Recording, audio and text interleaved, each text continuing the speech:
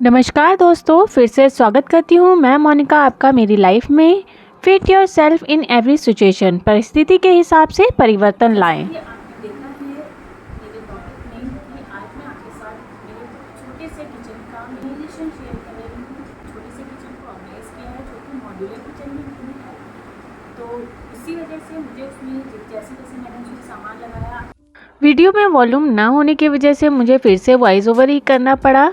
जैसा कि टॉपिक में आपने देख ही लिया है कि आज मैं दिखाने वाली हूँ अपने किचन का ऑर्गेनाइजेशन। इससे पहले मैं आपसे रिक्वेस्ट करती हूँ, अगर आप मेरे चैनल पर नए हैं तो चैनल को सब्सक्राइब करिए और अगर वीडियो पसंद आए तो प्लीज़ लाइक का बटन ज़रूर दबाइएगा। तो चलिए शुरुआत करते हैं। आज का टॉपिक है परिस्थिति के हिसाब से परिवर्तन लाएं।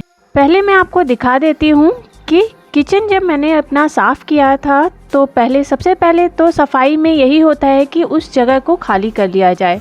और खाली करने के बाद मैंने अपनी जो मेरी मेड आती है उससे ये पूरा किचन धुलवा लिया था। और उसके जाने के बाद जब ये सूख गया तो मैं थोड़ा थोड़ा सामान करके लाके किचन में रखती गई। ये देखिए,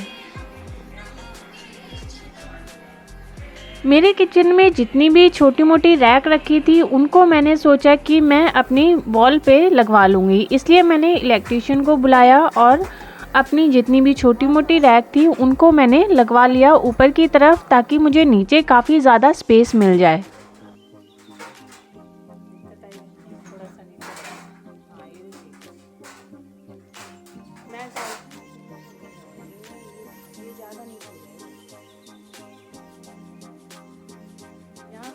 जब ये भैया पूरा काम करके चले गए उसके बाद मैंने शुरुआत करी अपने किचन को ऑर्गेनाइज करने की।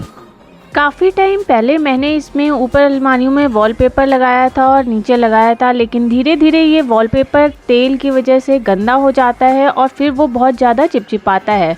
उसको साफ़ करने पर उसका कलर छूट जाता है, इसलिए मैंने इस बार वॉलपेपर नहीं लगाया, सिर्फ अपनी अलमारियों को साफ़ किया ताकि मैं हाथ के हाथ उन अलमारियों को हर हफ्ते साफ़ करती जाऊं, उनमें तेल का धब्बा कुछ आए ही नहीं। तो चलिए शुरुआत करते हैं आज के टॉपिक की। How to fit in every situation, या फिर कहें परिस्थितियों के हिसाब से अपने आप में परिवर्तन लाएं।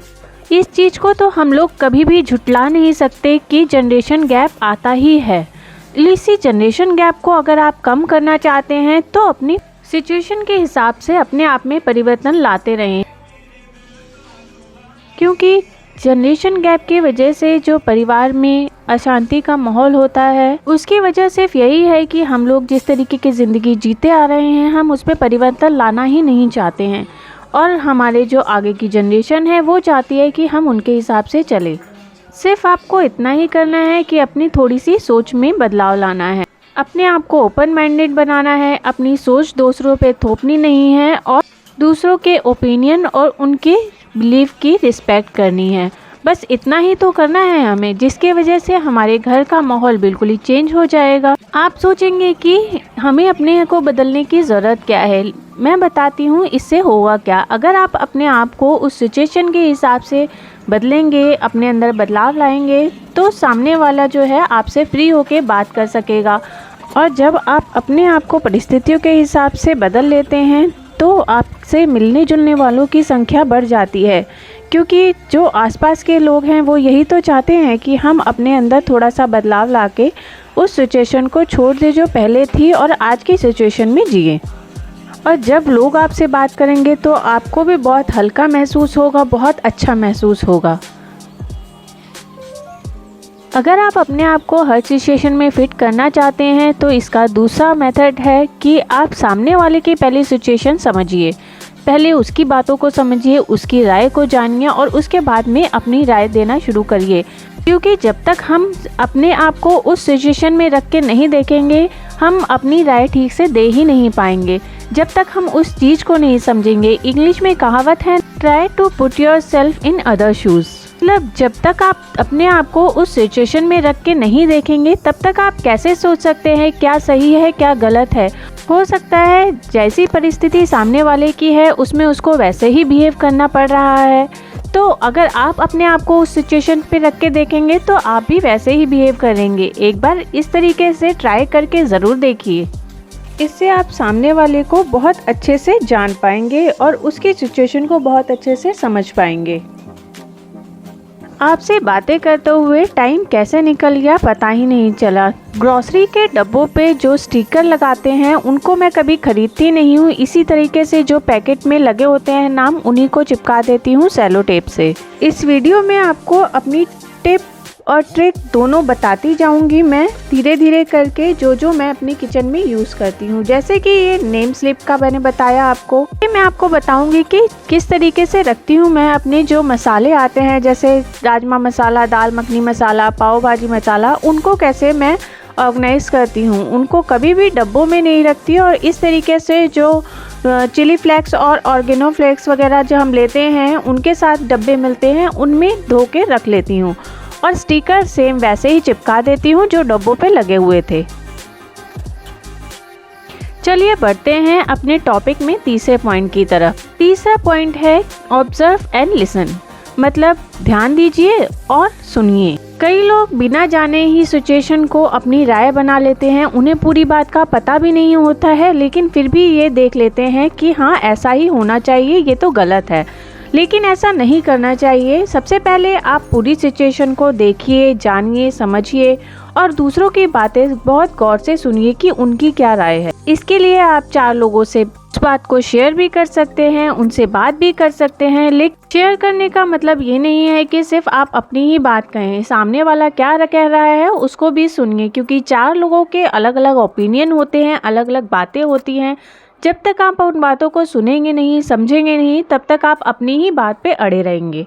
और सबसे अच्छा तो इन तीनों पॉइंट में से सिर्फ इतना ही मैं कहूँगी कि जो मैं अपनाती हूँ, मेरे हिसाब से तो मैं अपने आप को कभी भी रोकती नहीं हूँ किसी एक सिचुएशन पे। एक सिचुएशन ख़त्म हुई और आगे हम लोग बढ़ गए अगले परिवर्तन के साथ। आपने कभी सोचा है कि समय कैसे आगे बढ़ता रहता है, घड़ी की सुइयां कैसे आगे बढ़ती रहती हैं, कभी भी एक समय पे टिकती नहीं। ठीक उसी के तरीके से तो लाइफ को रखना चाहिए। अगर हम पुरानी सिचुएशन को लेके बैठे रहेंगे, पुराने समय को लेके बैठे रहेंगे, तब तक आगे कैसे बढ़ेंगे। तो दोस्तों, अपने आप को घड़ी की तरह बना लीजिए, पुराने समय में न रहकर आगे बढ़ते रहिए नए समय के साथ। तो चलिए अब मैं टूर करवाती हूँ अपने किचन का। किचन के एंट्री गेट पे मैंने टांग रखा है the secret ingredients is always love, इस तरह का एक हैंगिंग। और उसके बाद में साइड में ही मेरा सिंक है। सिंक के ऊपर लगा हुआ है ये एक स्लैब। पहले मैं इस पे गीले बर्तन रख देती थी, लेकिन अब ये मैट बिछाने के बाद इसमें रखी है मैंने रैक और उसमें रखे हैं चॉपिंग बोर्ड, तवा, प्लेट्स और उसके साइड में ये बर्तनों की अलमीरा लगी है जिसमें सारे बर्तन रहते हैं। और उसके अंदर आते ही यहाँ पे टंगा हुआ है ये स्पून का हैंगर, जो कि काफ़ी साल पुराना है, मेरी दादी सास के टाइम का है वो।